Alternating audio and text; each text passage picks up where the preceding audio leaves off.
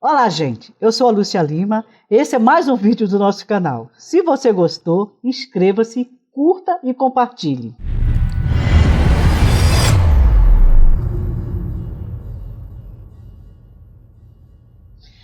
Hoje é mais um grande dia do nosso trabalho aqui nesse que a gente vai chamar de cantinho de informações. Estamos trazendo aqui para vocês uma grande figura que será o nosso futuro prefeito da maior cidade do Brasil, Orlando Silva. Orlando, eu te convidei hoje para a gente fazer aqui um bate-papo bem rápido e eu gostaria que você falasse um pouco da sua trajetória de vida. Como é que tem sido a sua vida como cidadão brasileiro num país tão complicado como o Brasil? Por favor. Oi, Lúcia. Alegria enorme te ver, te ouvir, saber que você está bem, está se cuidando direitinho, que nós precisamos muito de você, bem forte. Lúcia, eu sou nordestino. Eu nasci na cidade de Salvador, a capital da Bahia. E faz 30 anos que eu moro em São Paulo, praticamente. Eu comecei na política muito cedo, porque eu nasci num bairro de periferia chamado Lobato. Estudava em escola pública. E desde sempre eu tinha um sonho, que era entrar na faculdade. A minha avó dizia, esse menino acha que é gente, quer ir para a faculdade, onde já se viu pobre para a faculdade. Isso nos anos 80 era um sonho absurdo. Um jovenzinho da periferia pensar em ir para uma faculdade. Mas eu não desistia desse meu sonho. E aí na escola eu fui percebendo que tinha que brigar para melhorar a escola. E para melhorar a escola eu tive que montar um grêmio na escola, organizar passeata, manifestação. E aí eu fui percebendo que o problema não estava na minha escola, estava no sistema de educação pública que tinha muitas deficiências. E eu percebi que o problema não era do sistema de educação, era da política, porque são decisões políticas que definem qual é a oferta de serviço público que o povo tem. E aí eu despertei para a política, consegui o meu sonho de entrar numa faculdade, fui o primeiro da minha família que entrou na faculdade, participei do movimento de jovem na universidade, vim morar em São Paulo por causa disso, para ser da União Nacional de Estudantes, fui da Juventude Cara Pintada, me elegi presidente da UNE, fui o único negro até hoje na história da UNE, que tem mais de 80 anos de vida, a ser presidente da entidade. Aí eu conheci o Lula, Brizola, Miguel Arraes, muitas personalidades da política, continuei participando da política, e quando o Lula foi eleito presidente, ele criou o Ministério do Esporte e queria ligar esporte e juventude, e me convocou. Eu entrei no governo Lula na primeira semana do governo, fiquei até o último dia do governo dele, fiquei mais um pedaço do governo da Dilma, fui ministro por 6 anos, depois fui vereador na cidade de São Paulo e hoje sou deputado federal pelo 2º mandato. É mais ou menos assim, rapidinho, a caminhada política que eu fiz, mas continuo sendo, na alma, no coração, aquele mesmo moleque da periferia de Salvador, indignado com as injustiças e sonhador de que o Brasil será um dia um país mais justo. E é por isso que nós lutamos, não é? Com certeza, não é fácil, não. Eu também fui a primeira da família a fazer faculdade, também na mesma brigada que você, né? Bom, então vamos lá. Acho que nós nordestinos temos histórias muito parecidas, né? Bom, Orlando, já que a gente está num momento assim, bastante complicado, e eu tenho percebido, assim como você também, muito jovem, percebeu, as desigualdades. Nesse momento que a gente está vivendo, por exemplo, de pandemia, a gente tem percebido que as maiores vítimas são as pessoas da periferia. E que, acidentalmente, eu digo acidentalmente porque poderia ser outra história, são as pessoas negras que estão no eixo do periférico, quer dizer, extra cidade, extra tudo. Então, são essas pessoas que hoje mais morrem diante da pandemia. Você sendo prefeito da cidade de São Paulo, e a gente vai trabalhar muito para que isso aconteça, o que a gente faria para tornar essa cidade um pouco mais dinâmica, mais justa, mais solidária em relação a essa situação do desprezo das políticas públicas?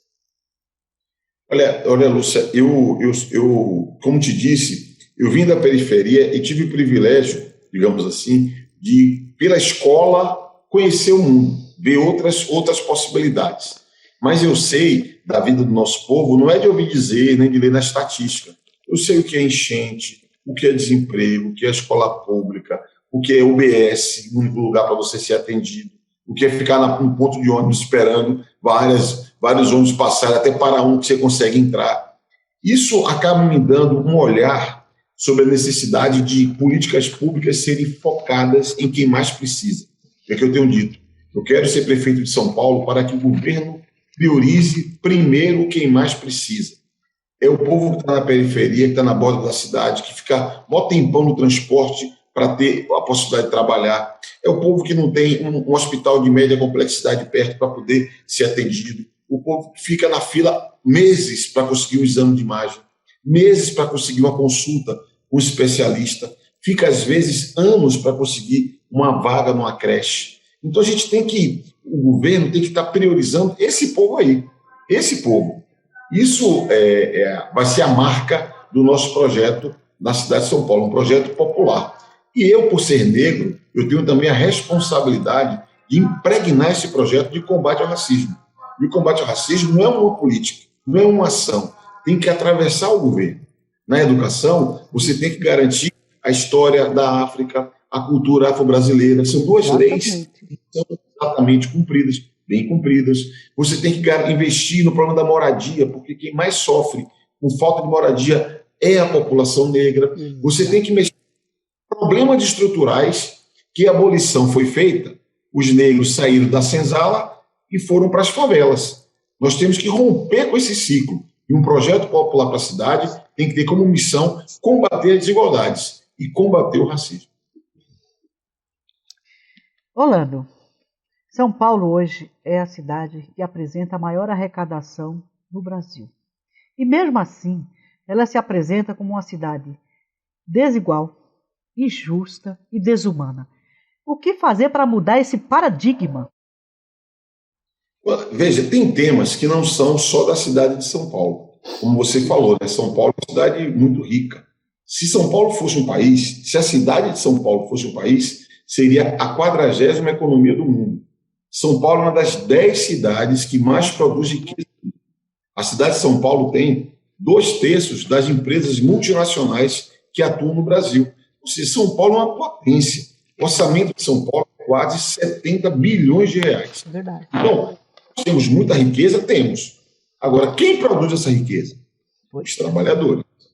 E esses que produzem essa riqueza, muitas vezes ficam à margem da riqueza produzida. Na verdade, esse é o problema estrutural do capitalismo, não é? Todo mundo trabalha, todo mundo produz riqueza, mas apenas um pequeno povo se beneficia com essa riqueza. Então, eu acredito que a forma de tornar São Paulo menos desigual é nós estruturarmos políticas públicas que coloquem o foco em quem mais precisa. Por quê? Se você valoriza a educação, a partir da valorização dos professores, a partir da formação continuada dos professores, com um plano de metas, com avaliação do cumprimento dessas metas, se você dá mais qualidade à educação pública, inevitavelmente você pode produzir uma cidade menos desigual. Porque quem está na escola pública? Os filhos dos trabalhadores. Se você consegue ter uma política na área da saúde que valorize a estratégia de saúde da família, por exemplo, você vai conseguir prevenir muitas doenças. Quem vai ser beneficiado? Os trabalhadores, porque eles são o foco principal de doenças seculares, medievais, mas que ainda atacam o nosso povo. Se você leva o desenvolvimento para as regiões, se você tira as empresas do centro e estimula que elas se instalem na periferia, você vai beneficiar quem? Os trabalhadores, que a grande maioria mora nas periferias da cidade. Por isso que eu acredito que tem que ser uma outra estratégia de desenvolvimento da cidade. Se você coloca a periferia no centro do projeto, você tem que mudar todos os procedimentos, mudar toda a estratégia, mudar todos os caminhos para colocar quem mais precisa em primeiro lugar. Com certeza. Eu acho que se essas políticas não forem voltadas completamente para as periferias, a gente não vai ter muita chance de alterar esse quadro hoje. Eu estava vendo outra situação aqui, já que eu também sou da periferia, mas assim, como é que você vê em São Paulo, Orlando, essa questão do extermínio da criança negra, do jovem negro, como sendo uma coisa que você parece que está fadado à morte só pela cor da pele. Como é que você vê isso, enquanto cidadão? É muito triste, né? É muito triste. Você veja o que aconteceu nos Estados Unidos. Teve a morte de um homem chamado George Floyd. uma onda de manifestações nos Estados Unidos inteiro e no mundo inteiro. E ele falou uma frase, Lúcia, que me deixa angustiado só de lembrar. Ele falou a seguinte frase: eu não consigo respirar. Falou essa frase para o policial que estava o agredindo naquele momento. E esse sentimento está marcado nas periferias do Brasil. Quantos dos nossos irmãos não conseguem respirar? Na maioria das vezes, a face do Estado nos lugares mais pobres é a face da violência. Esse que é o problema. Eu fiquei vendo aquela concentração de gente lá naquele bairro chique do Rio de Janeiro, naquele bairro chique lá do Leblon. Flexibilizaram lá, estava cheio de gente. Se fosse aqui no bairro de periferia de São Paulo, o que ia acontecer? Ou lá do Rio? Já tinha tido polícia, bomba, confusão, para dispersar todo mundo. Então nós temos que atuar junto ao governo do Estado para mudar a cultura. A polícia tem que ajudar a dar segurança, não ser protagonista da violência. E, ao mesmo tempo, eu tenho dito que, assim como todo mundo ficou indignado com a morte de George Floyd nos Estados Unidos, eu tenho dito, todo dia morre um George Floyd numa periferia de São Paulo. Essa é que é a realidade. Todo dia, 63 jovens negros são mortos no Brasil. Então, nós temos que nos indignar, nós temos que denunciar e, ao mesmo tempo, temos que buscar uma alternativa. Qual é a alternativa? Políticas públicas que garantam oportunidade. Todo mundo é igual. Deus fez a gente, todo mundo igual. O mundo, a sociedade que produziu a desigualdade, certo?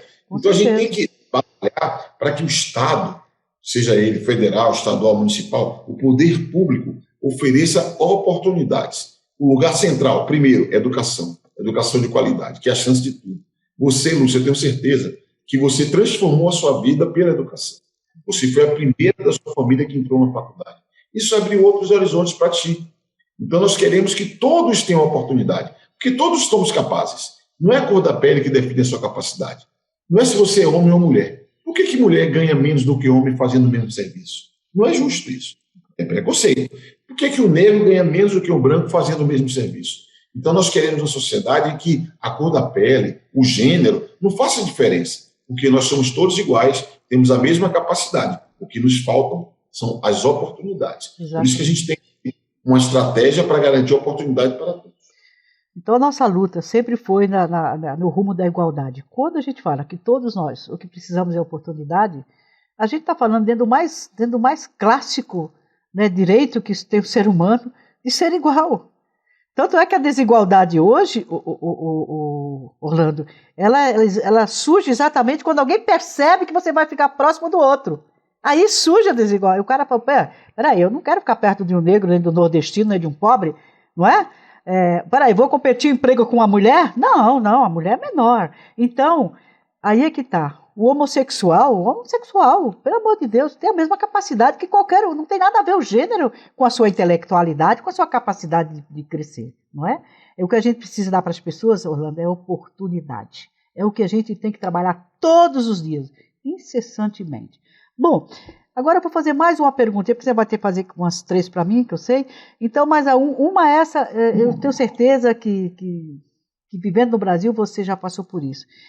Como negro, você já passou por alguma situação onde você se sentisse discriminado ou percebeu que algum colega estava sendo discriminado simplesmente porque você não era loiro? Olha, eu comentei sexta-feira no debate que eu participei sobre como eu me descobri negro.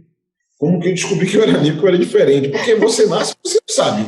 Aí, na escola, eu era sempre o melhor aluno. Era muito estudioso, sempre era e tal. E aí eu descobri que eu era negro porque um dia eu estava na 3ª série da escola e a diretora da minha escola entrou na minha sala e falou, olha, teve uma avaliação em todas as escolas da cidade de Salvador e a nossa escola teve um aluno que teve a nota máxima do exame que foi aplicado nas escolas. Que legal. Aí todo mundo para mim, que eu era o caxias da sala, né? Sim. Falou assim, o Orlando foi que teve a nota máxima. Eu fiquei super orgulhoso, todo mundo me aplaudiu, aquela alegria de todo mundo. E na hora de ir embora, descendo a escada da escola, o mais velho do que eu, que soube da história, falou assim, quem você pensa que é seu neguinho? Uia. Aí naquela eu fiz, opa, eu sou neguinho. Neguinho é diferente de outro. Aí comecei a descobrir para o mundo. E a gente vai vendo essa diferença Eu, muitas vezes, já peguei ônibus e a polícia para o ônibus para dar um bacolejo em todo mundo e não desce todo mundo. Eles escolhem quem desce. Os negros sempre descem. Sempre os negros descem. Você chega de lugares, já vivi isso, não, ó, o elevador de serviço é aquele ali. A pessoa não te conhece, e eu fui ministro, andei em um monte de lugar pelo mundo, de gente chique, de gente rica, entrava em cada lugar que ele não, esse cara não é daqui. Quando Barack Obama veio no Brasil, que era presidente dos Estados Unidos, eu era ministro, teve um almoço oferecido para ele no Itamaraty. Eu ficava procurando um negro no Itamaraty, e um almoço para uns 300 pessoas, quase não tinha, eu não via nem garçom negro, né? Então, eu vivi inúmeros episódios, porque o Brasil tem um racismo estrutural. O racismo é uma tecnologia de dominação social. E aparece em muitas faces. Aparece na negação de oportunidades à educação, na diferenciação de acesso e de renda no mercado de trabalho, aparece na representação política. Porque há uma subrepresentação dos negros, assim como as mulheres também têm, né, Lúcia? As mulheres também têm uma barra pesada. Então, eu vivi inúmeras vezes. Agora, cada vez que eu vivia, eu pegava mais força para superar e combater o racismo no Brasil. Não é fácil. Olha, muitas vezes, assim como você perdeu um bom tempo da vida para descobrir que era negro, até alguém achar que você era diferente, né? Eu perdi um tempo enorme querendo descobrir o meu nome, porque quando eu vim para São Paulo, eu perdi o nome, me chamava de Baianinha, e eu não tinha nome, né? Eu fiquei não sei quantos anos, me chamavam, Baianinha, Baianinha. E eu falei, puxa vida, eu não sabia que eu era baiana. Mesmo tendo nascido no Ceará, eu era baiana. E eu descobri que aqui em São Paulo, todo cara que era do Nordeste perdia o nome, era baiano. Mas foi uma desgraceira. Eu demorei, tempo para saber quem eu era. Eu era baiana. Mas até aí tudo bem, consegui me achar, depois que eu me formei, consegui me achar. Mas foi um bom tempo. Agora, Orlando, agora eu vou no centro nevrálgico do meu trabalho.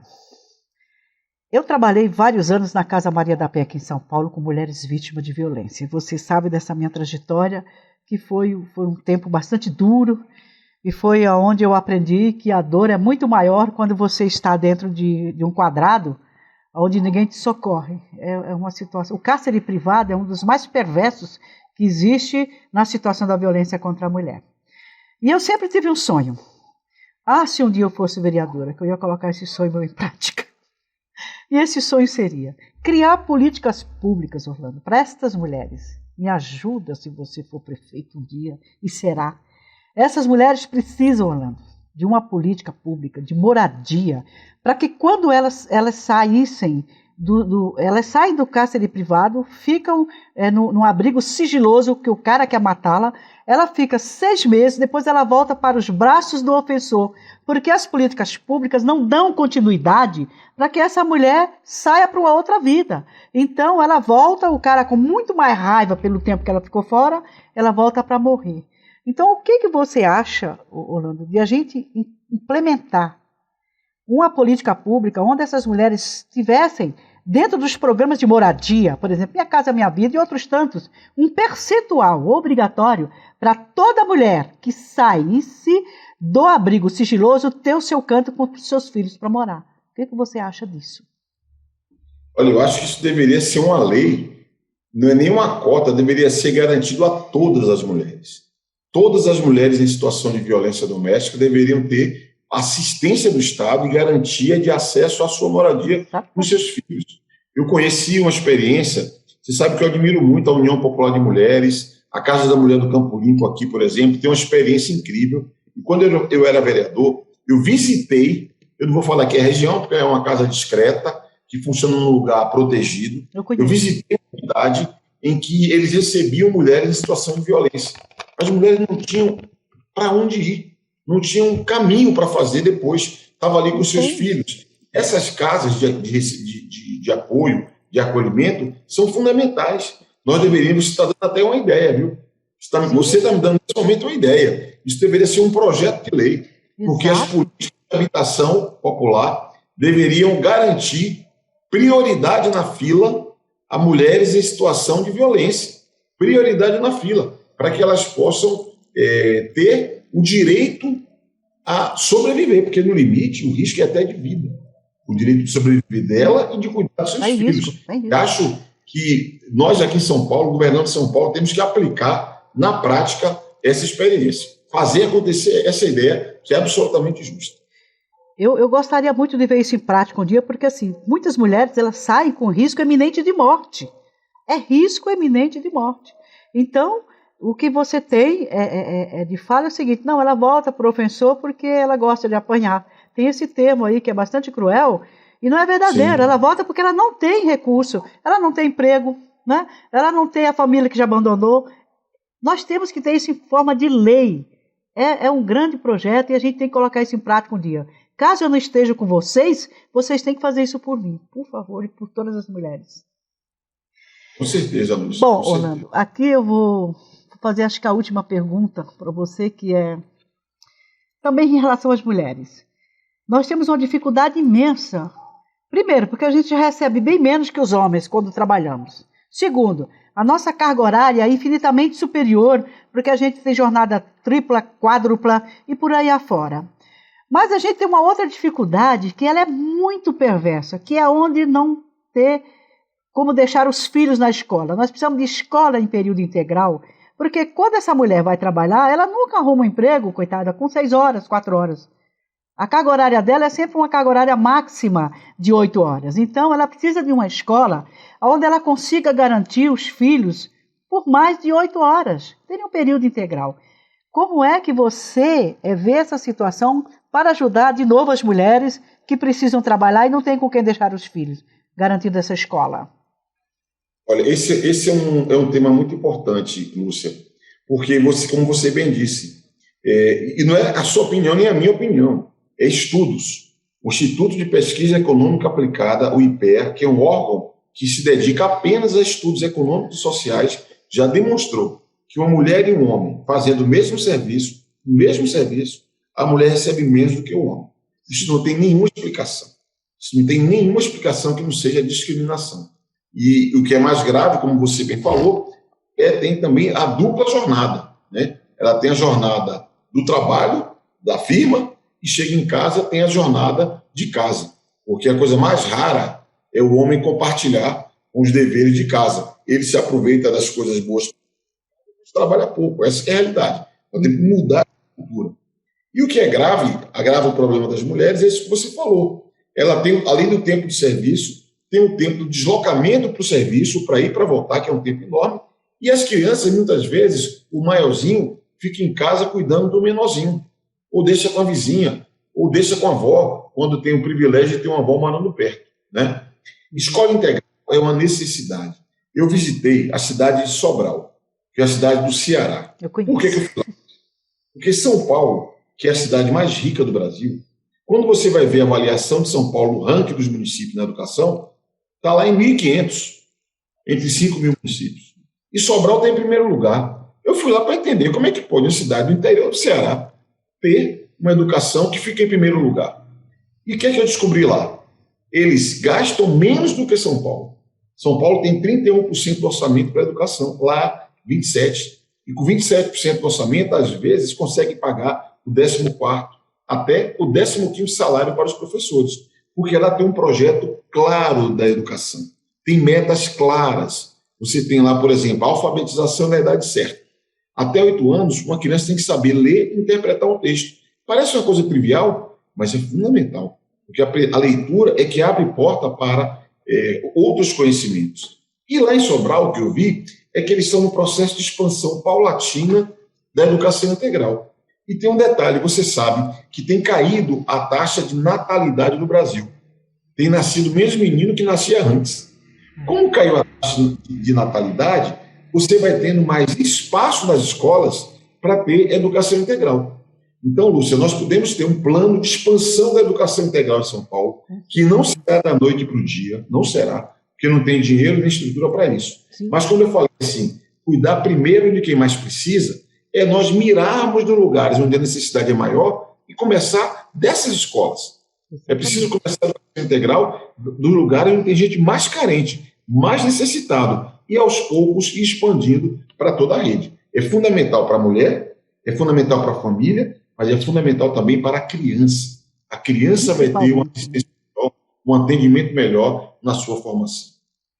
Bom, eu fico contente quando você fala de Sobral, porque eu tenho um sobrinho que ele é professor lá, e ele falava para mim, tia, o melhor lugar para se dar aula como professor é Sobral. Eu falava, como eu vou ser pretencioso, né? E você me falando isso, hoje mesmo eu vou ligar para ele e falar, pô, Marcelo, você tinha razão. O meu amigo checou e vocês têm a melhor educação do Brasil. Eu fiquei 3 dias lá estudando o caso deles. 3 dias estudando o Marcelo, como é que é o processo lá em Sobral. Lá, no Colégio Santa Ana.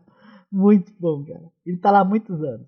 Bom. Agora, Lúcia, deixa eu te fazer uma pergunta antes de acabar. É isso que eu ia falar. Você me faz uma pergunta. Queria que você me falasse um pouco como é que você está pensando de como deveria ser um mandato de vereadora numa cidade igual São Paulo. Você, vereadora, quais as suas prioridades? Olha, você já percebeu que eu tenho alguns motes aqui. Uma das maiores tentações minha tem sido a questão da violência contra a mulher. Trabalhar a questão da violência contra a mulher com todas as forças. Primeira coisa, acho que a gente tem que elaborar projetos e transformar isso em leis. Como você mesmo falou, tem que haver lei para que essa mulher não fique mendigando e volte a morrer. A gente tem que fazer isso no primeiro momento. Sentou na bancada, o primeiro projeto é de proteção às mulheres vítimas de violência. E a segunda? Segunda é tentar ver como a gente tira o SUS da mão das privatizações. Hoje nós temos mais de 75 milhões de brasileiros que morrem porque o SUS é privatizado. É acabar com a precarização do funcionário público, é fazer voltar a valer a Constituição de 88, que 50% do funcionário público tem que acessar através de concurso. Você não pode ter um concurso público ou um funcionário de uma instituição não governamental que se dedique às periferias porque ele é transitório.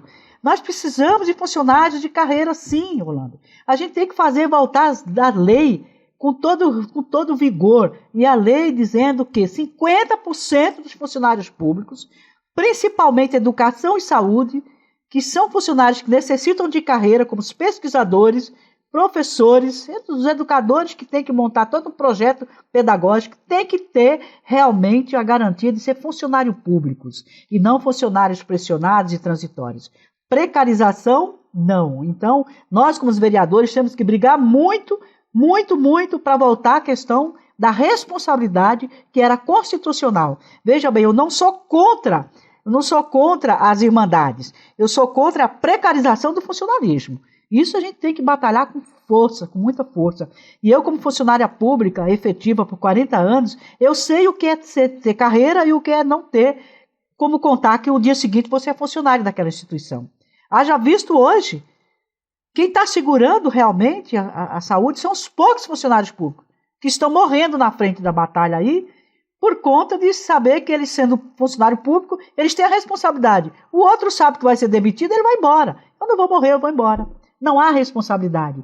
A precarização é perversa. A gente tem que voltar a fazer o SUS. Tá certo? Eu não sei se eu consegui responder para vocês, mas essas duas coisas eu gostaria muito de brigar, cara. Muito, muito. Eu fico muito feliz. E eu sou daqueles, assim, Lúcia, que eu luto muito para que nós tenhamos representatividade da política. Representatividade. Eu respeito todo mundo. Mas você ter um representante popular que sabe qual é a dor do povo, que conhece a dor do povo, muda completamente o olhar que tem diante dos problemas. Por isso que eu, assim, torço muito. Eu sei que a gente está construindo um projeto que vai muito além da luta das mulheres, vai muito além de Hermelino Matarazzo, vai muito além da saúde pública, que é um movimento para o qual você também doou grande parte da sua vida, um movimento que tem a ver com trabalhadores e trabalhadoras de São Paulo. Então, Lúcio, eu queria que você soubesse, primeiro, da minha admiração por ti, do meu carinho por você e da minha esperança de que nós possamos ter você com um papel central na vida política da cidade de São Paulo no próximo período. A gente não pode pedir voto, né? Se pudesse, eu já ia até pedir. Mas dizer da minha admiração e espero que a gente faça uma bela caminhada esse ano de 2020, apesar da dor, do Covid, de tantas mortes absurdas que essa doença tem trazido para cá, apesar do desemprego, da violência, de tudo isso, nós não podemos perder a esperança, não podemos perder o sonho, a vontade de mudança a sede de justiça e de paz, que é tão importante para nós, tá bom? Queria dizer para você que eu adorei a nossa conversa aqui. Só que foi muito rápido o tempo. Pois é, mas é que a gente tem tanto para conversar, é tanta história que a gente tem para contar, que é aquilo que eu te falei. Vamos falar mais vezes, Lúcia, se você permitir. Bom, eu fiquei muito contente por ter acontecido de fato a nossa conversa, porque está muito difícil. Que bom. Muito difícil. Acho que agora a gente só vai se encontrar lá na nossa pré-candidatura lá, quando for o lançamento. Talvez a gente esteja por lá, eu espero, e vai demorar um pouquinho. Mas eu gostaria que você fizesse já suas considerações finais, e aqui já deixo a minha gratidão imensa por ter falado com você. Foi muito bom, essa conversa foi muito boa. E eu gosto muito de conversar com o nordestino, porque a gente fala a mesma língua, eu acho isso muito legal.